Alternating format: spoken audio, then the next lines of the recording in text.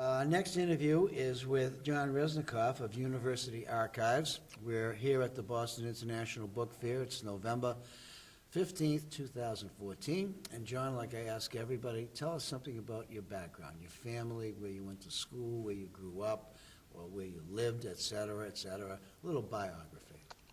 Well, I'm a Connecticut Yankee my whole life.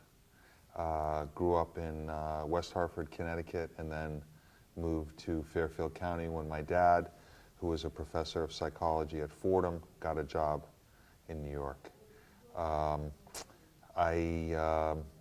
father has been in the world of academia his whole life, and my mother as well. She studied under Margaret Mead at Yale. Oh, really?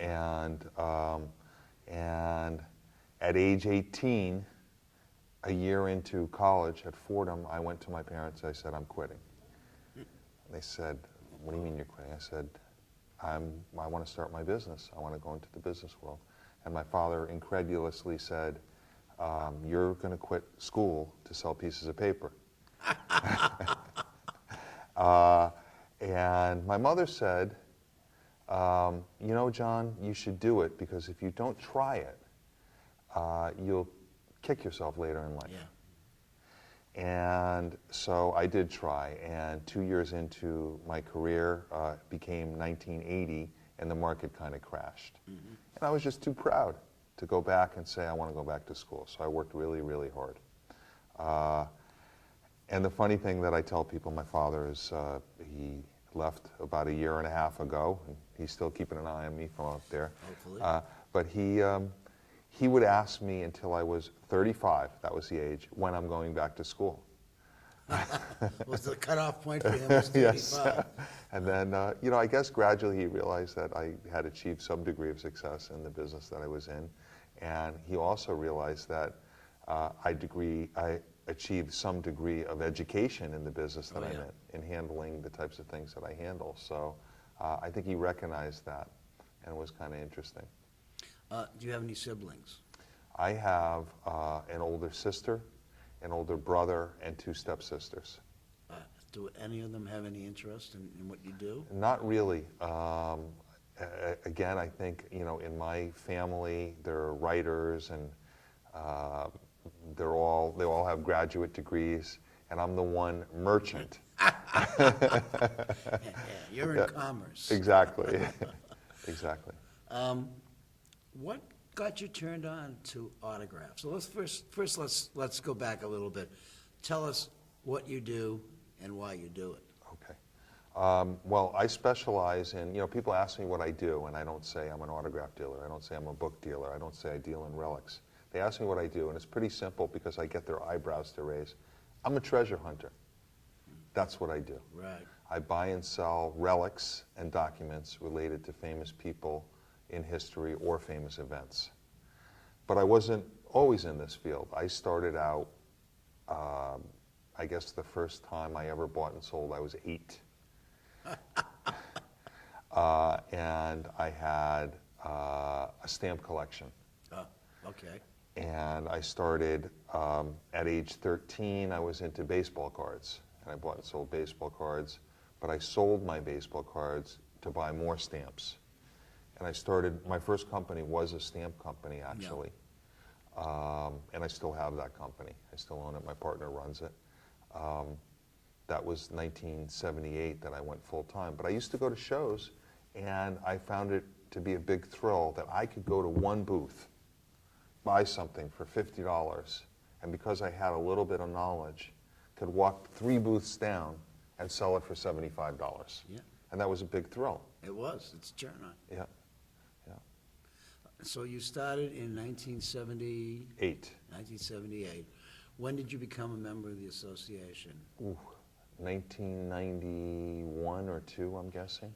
How come what happened in those 13 or 14 years? Did you never? Well, it's interesting. People ask me, you know, what about the stamps? What about the stamps? And, you know, I still love stamps. I could still look at a good stamp collection. And if you asked me, if you named a number from 1 to 500, I could tell you what that stamp is. I could say it's the 1923 George Washington Perf 11 type 2 blue, you know, Yeah. or whatever it is. I still know that. Somehow it's imprinted in my mind. And I'd always dealt in autographs because I was interested in postal history and I loved to read the letters. Right. And free franks were signed by presidents or first ladies. I was always interested in that. So autographs was always a sideline for me until probably the mid to late 80s. And I realized that I go to dinner with people, and if I started talking about the plate varieties of the 1857 Ben Franklin Type 2 stamp, I would lose them pretty quickly. Yeah, there'd be a lot of snoring going on. Yes, there would. But if I started to talk about, you know, the assassination of Lincoln and this letter that I handled of John Wilkes Booth, you know, everybody would perk up and Yeah. be listening. Yeah. So I really loved it because I felt there was no end to the learning curve in what I do, and that's what made me completely shift into this field. There's just no end to it. Everything. There isn't any. Whenever I learn something new, it brings about, in my mind, 20 things that I need to learn. Yeah. So, It's a constant learning yeah, process, it isn't is. it? Yeah. Did you have any mentors or people who you have helped you along the way? Sure. Well, the mentors in my life are very special, I guess. My first mentor, who I feel is still following me around in some way, was Robert A. Siegel. And Robert A. Siegel owned an auction house in Manhattan and had been in business since, I guess, the 1930s. And he was, when I was 18, he was an older guy. Yeah. And he gave me a line of credit. He saw something in me and said, okay. And he talked like this, by the way. Yeah. I do my imitation. Raspberry. Yeah. And a couple of things that he said to me stick with me, and I repeat them all the time. I remember when he was talking about a guy who bought the British Guiana stamp, and I was really impressed with him. And that stamp just sold again for $15 million, and I was impressed with the person who owned it. I said, that guy's really fantastic. He's been in business 50 years. And Robert Siegel looked at me and he said, he's only been in business 1 year and repeated it 50 times. That's a good thing to hear, yeah. Meaning that the guy really didn't learn ever. No. He just had money and was able to buy the stamp. Which is nice. Yeah. And you know, Siegel was just this irascible character. I used to go to Atlantic City with him, and because he was such a terrible card player, they would send a helicopter for him.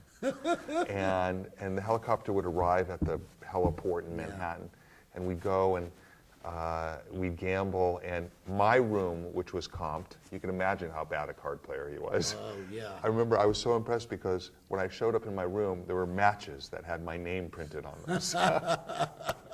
The other thing he said to me that sticks with me today is, you know, he said about another dealer, he said, I taught him everything he knows, but I didn't teach him everything I know.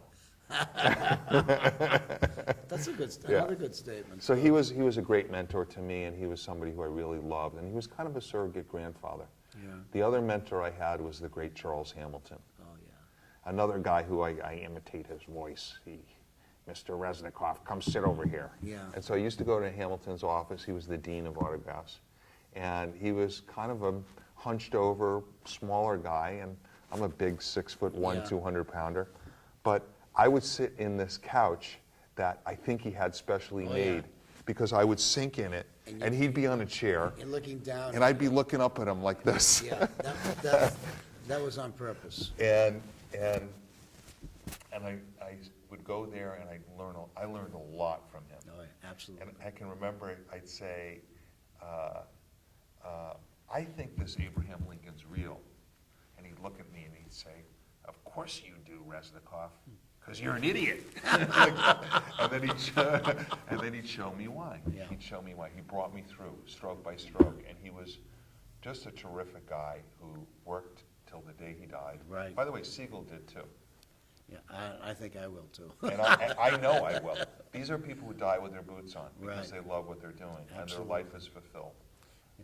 And That's important. That's important. I meant to ask you, are you married? I am married. Kids? I have 4 boys. Oy. So I have, Oy is right. See the wrinkles? That's a 4 boy Yeah, right yeah. there. I have 15, 17, 19, and 21. And you're still in business and Yes. still walking around? Yeah. You're not in a mental hospital yet? No, they keep me going. You know, it's funny, I was telling somebody at dinner last night, I can only take one of them anymore. The 3, they've got me. So, the 3 older ones, and it's not gonna be long for the youngest one. So, Yeah. So discipline has changed, you know, so, but they're good boys. And hopefully they've learned some of the lessons that I've learned from other people and handed on to them, mostly of ethics and morals, things like that. Those are the important things. Yes. Anybody else besides Charles and Mr. Siegel that you can think of? You know, I consider, I mean, the only one alive who I consider somewhat of a mentor is Ken Rendell. Yeah. I've always looked up to Ken. And Paul Richards was a decent autograph dealer in his day. he was great. I didn't know him that well. I would say I was, you know, closer to Ken. Yeah. Well, Ken seems to have made quite a rep for himself, so. Yeah. He and I go back to the days when he was working out of a basement in Somerville, Right. back in the late 50s, early 60s, and he had tragic, one of his sons died, and just a Yeah, great I know guy. that. I know that. A great guy. And, you know, the interesting thing with Ken is he is was not just a mentor in business.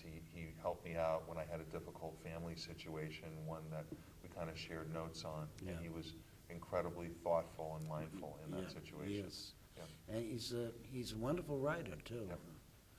Okay. The name of your place is University Archives. Why? Okay, good question.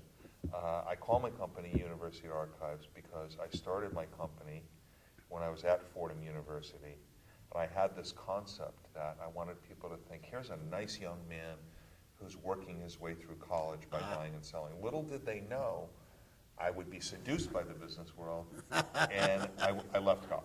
So that's the name of the company. In fact, the first building that I used on my business card was in like an old university building that I used. Really? And I was at Fordham. That's Wow. what it was. And were you always located where you are? Well, I've been in Fairfield County, located in Fairfield County my whole life. I moved from Stamford to Westport, but I've been in Westport in the same office for 15 years. Okay, so you got it all there. Does your wife help in the business at all, or is she just too busy with the boys? No, she's a very well-educated woman and is a teacher. She teaches kids with learning differences and has her own tutoring company. And she's fascinated with a lot of the cultural end of the business and is a collector herself. But she's very busy with what she does. We have our own things and we both support each other in that way. That's Yeah. important. Yeah. You know, people nowadays say, what's the future of autographs and letters? Everybody sends emails to each other. Does anybody still write letters? I've thought a lot about that. And on one hand, what I'm selling are buggy whips, Yeah, if you think about it. yeah, On the other hand, the nostalgia of a written letter, I think as time goes on and we become more digital, the written word becomes more important and yeah. more tactile. and more valuable, Yes, much more valuable. This is a decreasing amount of inventory that you're going to be having. exactly. Are there any younger people in the trade who are doing what you're doing? That's one thing that's really interesting is that there are a lot of young people who are coming up. I remember, you know, in the stamp business, when I started, they called us, myself and contemporaries who were around the same age as me, we were the young lions. Yeah, And guess what? We're still the young lions Lions, in our 50s because there's nobody younger than us Yeah. who's doing it because it's a little bit more of a dying hobby. Whereas in the autograph and the book trade, you know, there's, I'm right in the middle. I'm by no means the young guy anymore. no. And there's some that are older, but there's a lot of young people, and that's very encouraging to me. Me too. I think the organization has a life beyond me and beyond you, as long as new blood keeps coming into the trade. Absolutely. But there was a time when there were an awful lot of autograph dealers, Right. and Yeah. it's just shrunk. Yeah, well, I think what's happened with dealers, and it's one of the reasons why I'm still a dealer and not an auctioneer, is the digital world facilitates the auctioneer better than it does the dealer. Mhm. It's real time, Yeah, and we live in a real time world. You have to make a decision, you have to bid, you have to buy it. right. So, 20 years ago, there was, one or two auctioneers. Yeah, Now there's like 20 or 30 that sell autographs. yeah, that's true. And there's fewer dealers. And you rarely see a dealer's autograph catalog anymore. It's very No. rare. Yeah. It's all online. I see that there's a fellow in California with profiles in history. He started to auction stuff off. Yes. Yeah. I guess he decided maybe he wanted to just get rid of stuff, or is he taking consignments? Or He takes consignments. He's a colleague of mine. Yeah. He does a really good job. And does a lot of Hollywood too. He specializes Wow. more in Hollywood memorabilia. Yeah. Because he's out there. What percentage of your business is online, and what percentage of your business is not online? Just rough figures in your head. I'd say it's 50-50. 50/50. Yeah. Wow. Yeah, that, I would think so. Do you issue catalogs? I just brought a catalog to the show, and it was so easy for me to make. What I did was I just used the headlines for descriptions. There's about 75 items.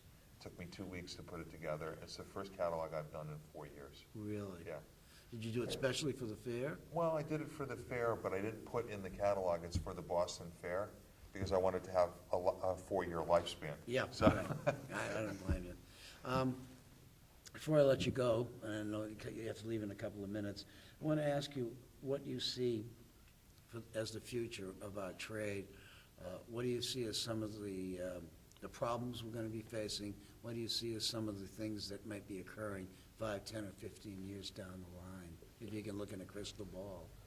well, the future, I think, is bright for our business. As I said, I think, we transcend the buggy whip, and that the written word and relics, three-dimensional objects that connect you to a famous person, whether it's a letter or Franklin Roosevelt's hat or John F. Kennedy's car, both things that I've sold, people are really connected to that, and I think it's going to be more and more important in the digital world, juxtaposed by these physical objects that we could touch and hold and essentially channel people. So I think there's a bright future. The problem that we're going to have in the future, and that we have right now, is there's a tremendous amount of forgery and fraud. Right. And I feel that I've tirelessly devoted hours and hours to outing the fraudsters, and it's very difficult. It's an arms race. Yeah. By all means, it is absolutely an arms race. As the forgers get more and more sophisticated, we need to get more sophisticated. I'll never give up, because the way I look at it, one guy who sells something fake, he ruins 1, 2, 3, 5, 10 collectors who'll never collect again. Right, and he also puts a black mark on the trade. Right. How can you trust these people? Exactly, and so I think that's going to be something interesting to deal with in the future, but I think technology is going to help us, and I think we're going to have a little more than we do now to fight forgery. Well, I think that's pretty important. I know you got to go. Okay, So, thanks. thank you. Yeah.